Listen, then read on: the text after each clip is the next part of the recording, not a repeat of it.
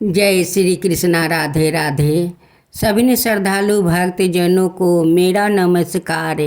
आज मैं सुनाने जा रही हूँ अहोई अष्टमी व्रत कथा।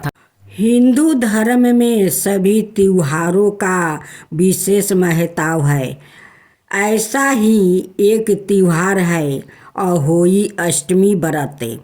हर बरस कार्तिक मास के कृष्णा पक्ष के अष्टमी तिथि को अहोई अष्टमी का त्योहार मनाया जाता है। अहोई अष्टमी का व्रत माताएं अपनी संतान की लंबी आयु और सुख समृद्धि के लिए करती है। यह व्रत करवा चौथ के 4 दिन बाद रखा जाता है और कहा जाता है कि इस दिन से दीपावली की शुरुआत भी हो जाती है। इस दिन महिलाएं पूरे दिन निर्जल उपवास करती है और अपनी संतान की लंबी आयु के लिए मंगल कामना करती है।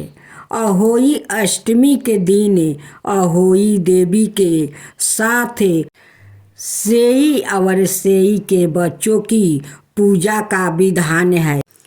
अहोई गुरु आदि के द्वारा दीवार पर बनाई जाती है अथवा किसी मोटे वस्तु पर होई काढ़ कर पूजा के समय उसे दीवार पर टांग दिया जाता है। संपन्न घर की महिलाएं चांदी की होई भी बनवाती है। होई के चित्रांकन में ज्यादातर 8 कोष्ठक की एक पुतली बनाई जाती है। उसी के पास सियाऊ और उसके 7 बच्चों की आकृति बना दी जाती है। शाम को सूर्यास्त के बाद जब तारे निकल जाते हैं तो अहोई माता की पूजा आरंभ होती है। सबसे पहले जमीन को साफ करके पूजा की चौकी बनाई जाती है। फिर एक लोटे में जल भरकर उस पर सतिया बना लेते हैं और कलश की भांति चौकी के एक कोने में रखे और भक्ति भाव से पूजा करे और बाल बच्चों के कल्याण की कामना करे।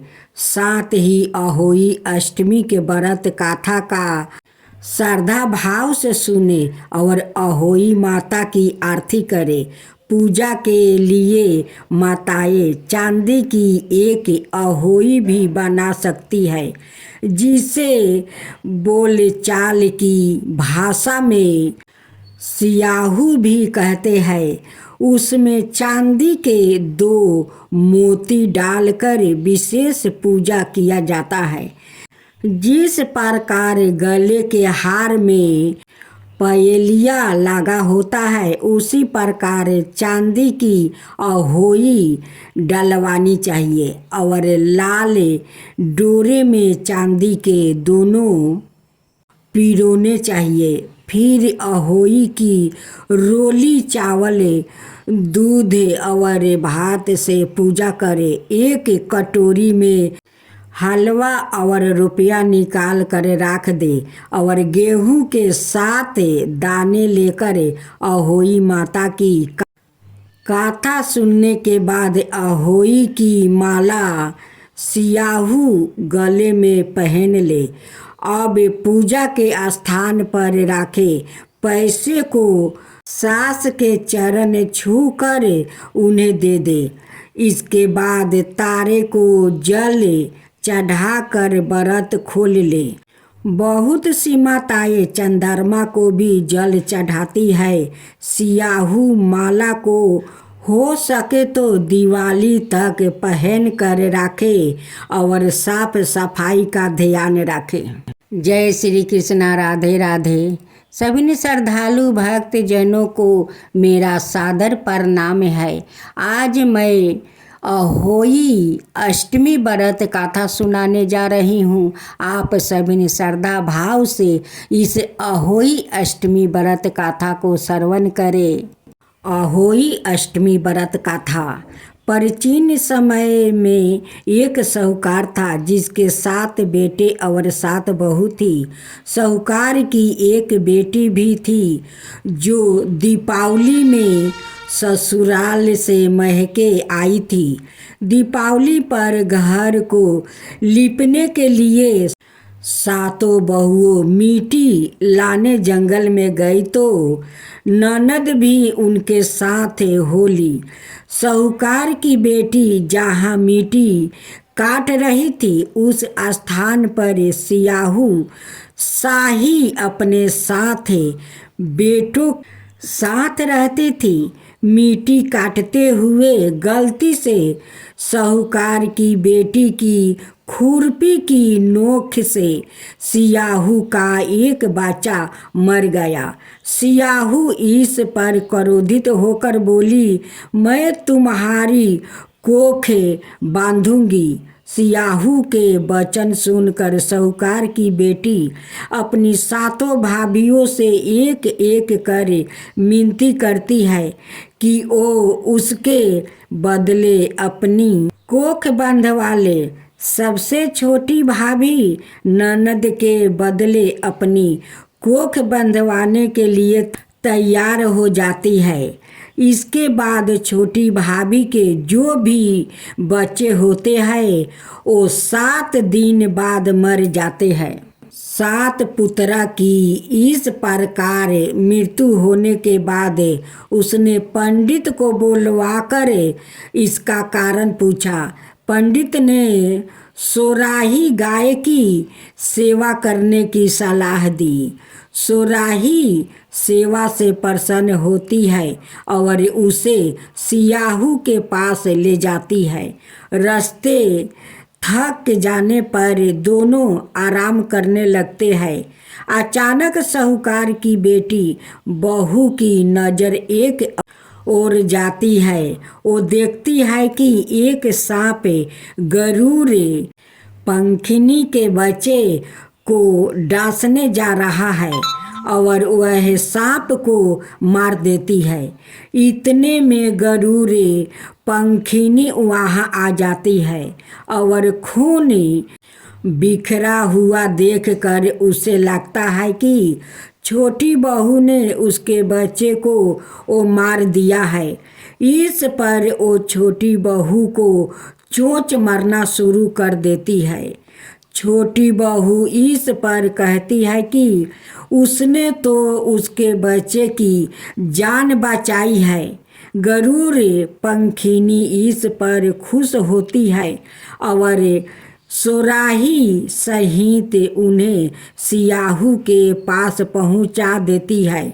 वहाँ सियाहू छोटी बहू की सेवा से प्रसन्न होकर उससे 7 पुत्र और 7 बहू होने का आशीर्वाद देती है। सियाहू के आशीर्वाद से छोटी बहू का घर पुत्र और पुत्र बधुओं से हरा भरा हो जाता है। अब अहोई अष्टमी कथा दूसरा। पौराणिक कथाओं के अनुसार दिवाली के मौके पर घर को लीपने के लिए एक साहूकार की 7 बहू मिट्टी लाने जंगल में गई तो उनकी ननद भी उनके साथ चली आई। साहूकार की बेटी जिस जगह मिट्टी खोद रही थी उसी जगह सियाहू अपने बच्चों के साथ रहती थी। मिट्टी खोदते वक्त लड़की की खुरपी से सियाहू का एक बच्चा मर गया। इसलिए जब भी साहूकार की बेटी को बच्चे होते थे वो 7 दिन के भीतर मर जाते थे। इसी तरह एक एक करके 7 बच्चे की मौत हो गई। लड़की ने जब पंडित को बुलवाया और इसका कारण पूछा तो उसे पता चला कि अनजाने में उसे जो पाप हुआ है उसका यह नतीजा है। पंडित ने लड़की से अहोई माता की पूजा करने को कहा। इसके बाद कार्तिक कृष्णा की अष्टमी तिथि के दिन उसने माता का व्रत रखी और पूजा की। बाद में माता अहोई ने सभी मृत्यु संतानों को जीवित कर दिया।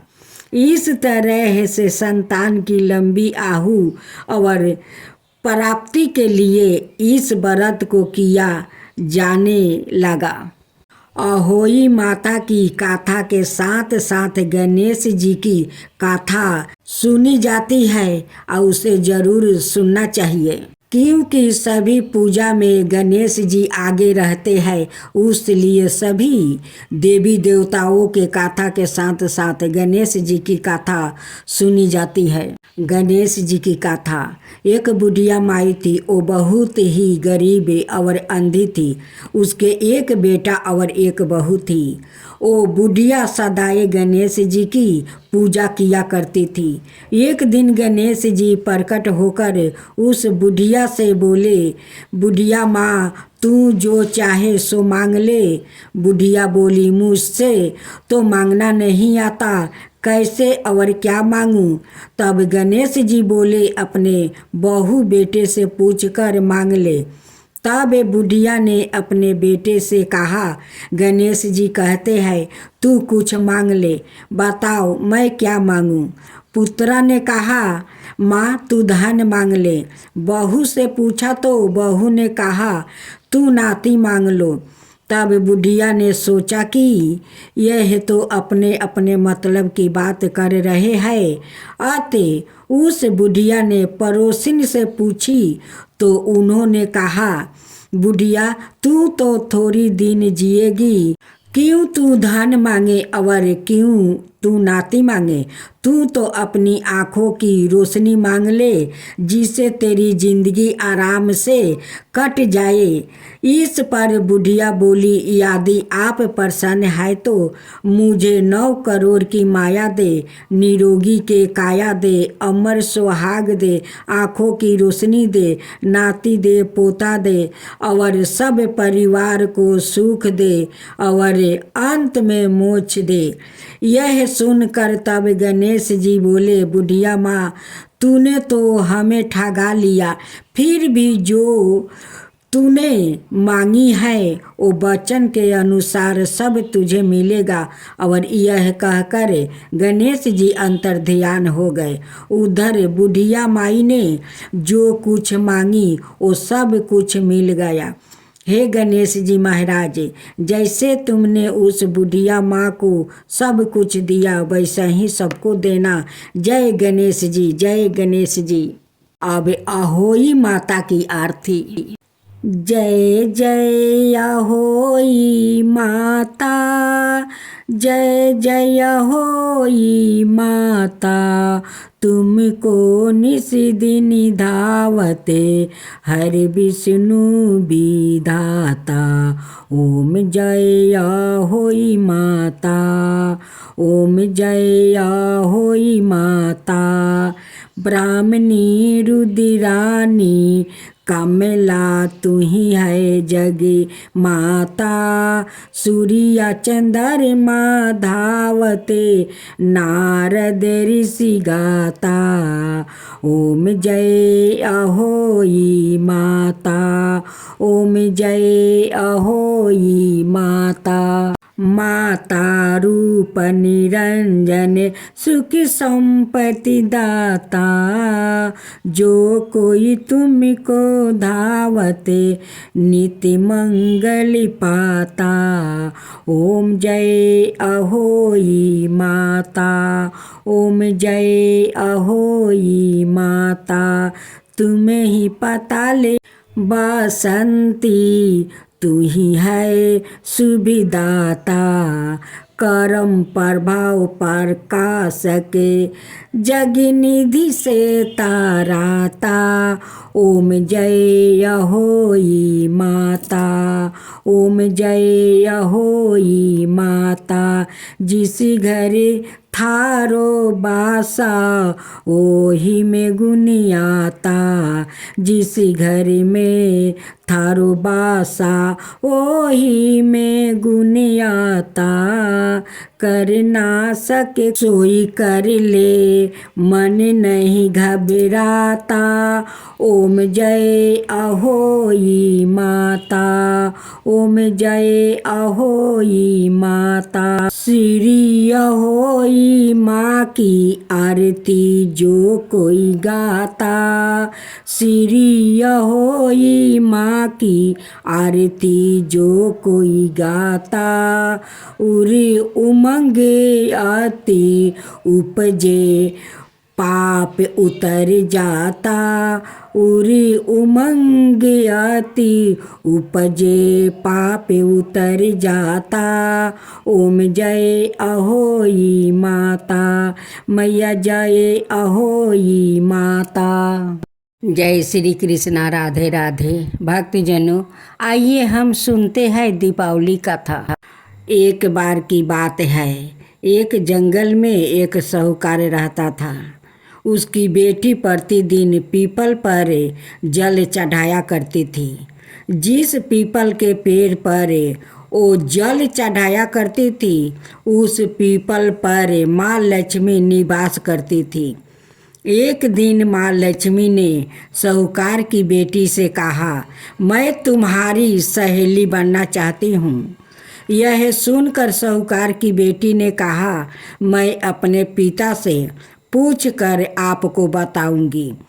बाद में साहूकार की बेटी अपने पिता के पास गई और अपने पिता से सारी बातें कह डाली।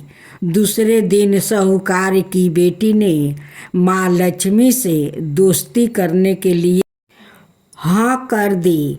दोनों अच्छे मित्र भी बन गई। दोनों एक दूसरे के साथ खूब बातचीत करने लगी। एक दिन माँ लक्ष्मी साहूकार की बेटी को अपने घर ले गई। माँ लक्ष्मी ने साहूकार की बेटी का खूब स्वागत किया। उन्होंने उसे अनेकों तरह का भोजन खिलाई। जब साहूकार की बेटी माँ लक्ष्मी के घर से वापस लौटी तो माँ लक्ष्मी ने उसे एक प्रश्न पूछा कि अब तुम मुझे कब अपना घर ले जाओगी।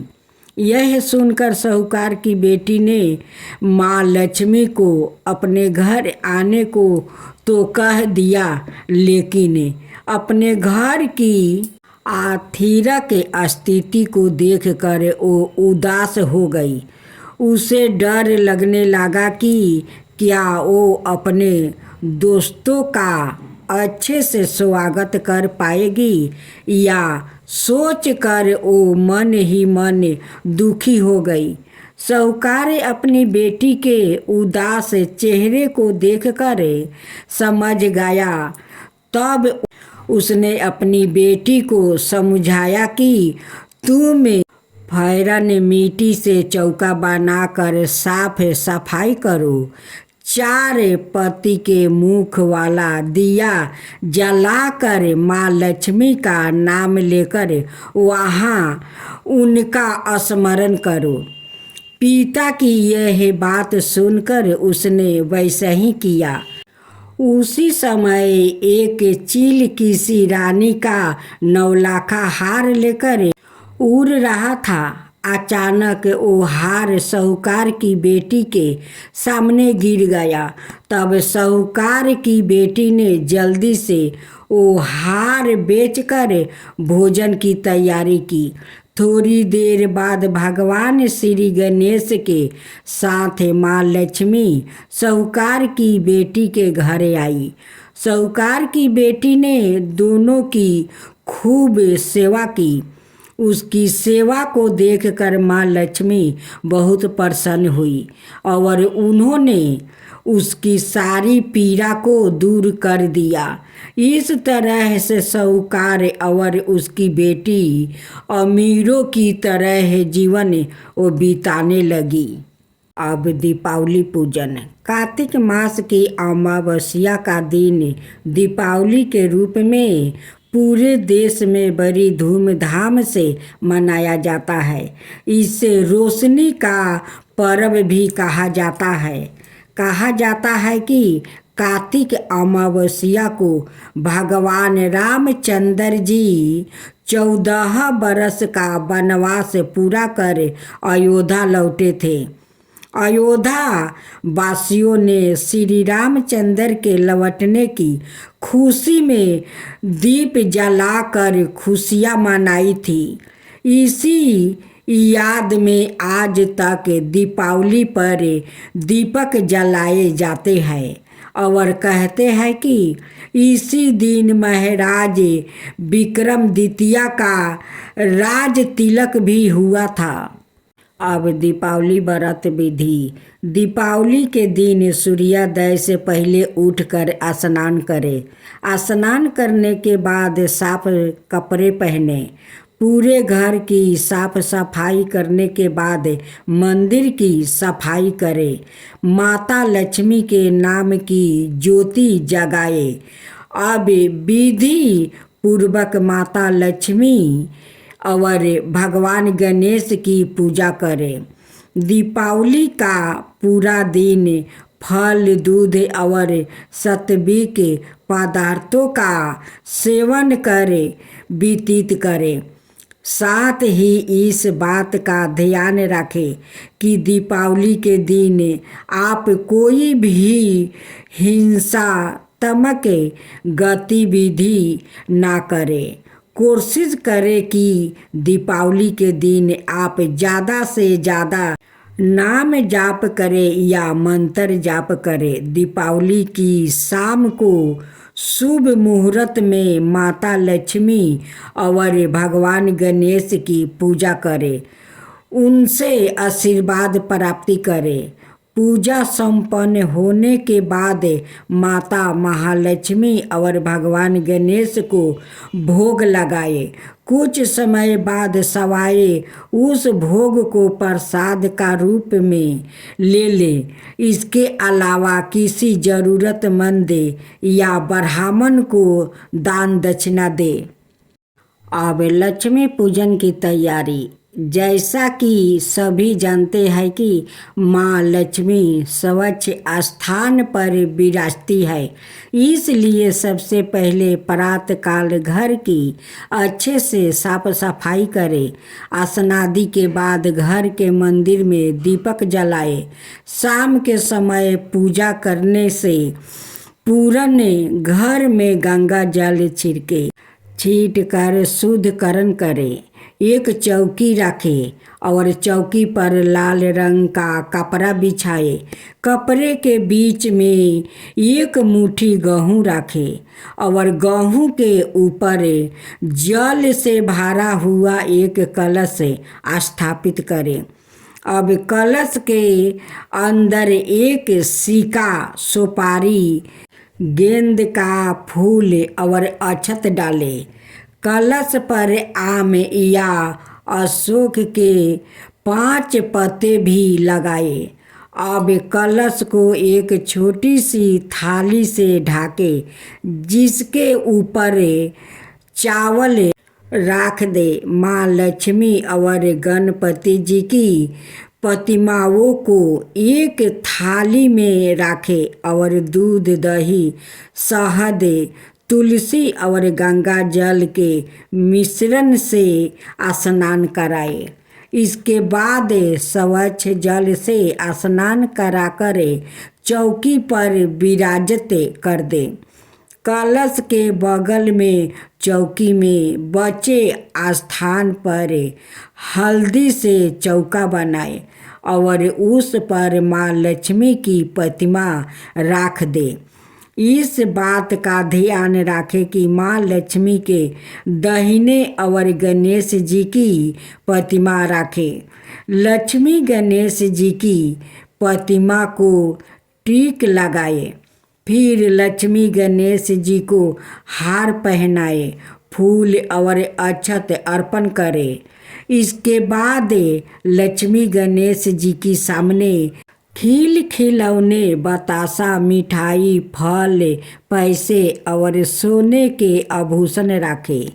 इसके बाद एक थाली में हल्दी, कुमकुम और अक्षत रखे और साथ ही दीप भी प्रज्वलित करके रखे। 2 बड़े दीपक लेकर एक में घी और दूसरे में तेल भर कर रखे। एक को मूर्ति के चरणों में और दूसरों को चौकी की दाईं तरफ रखे। इसके अलावा एक छोटा दीपक गणेश जी के पास भी रखे।